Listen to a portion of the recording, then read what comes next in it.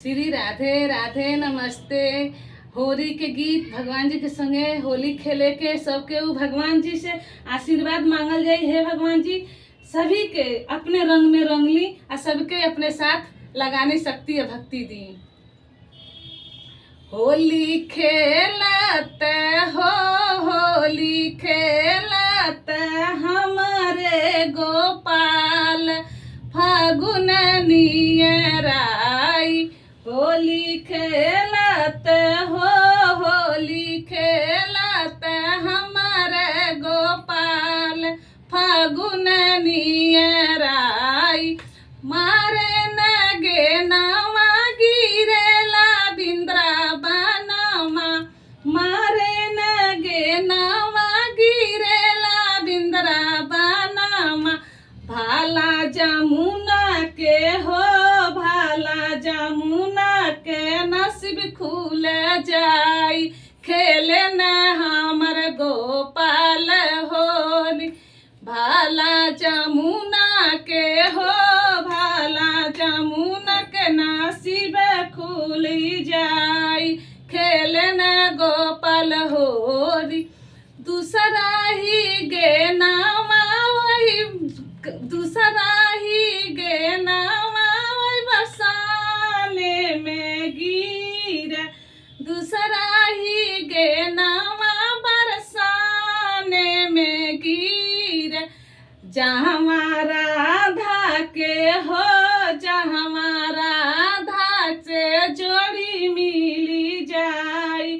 खेल नहीं त होली हमरे गोपाल हो हमरे कृष्ण खेले न होली भागी हो खुली जाई।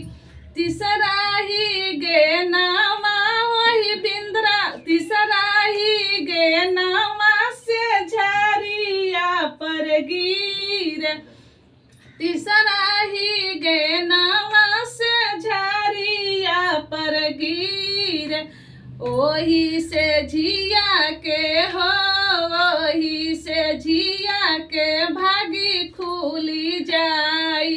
खेलन गोपाल होरी ओही से झिया के हो ओही से झिया के भागी खुली जाई। खेलन गोपाल होरी पति चौथाही होली वही जवना बीच गिर। चौथाही होली वही जवना बीच गिर। हमरे जवाना के हो हमरे जवाना के भागी खुली जाई। खेलन खेल गोपाल होली हमरे जवाना के हो हमरे जवाना के भागी खुली जाई।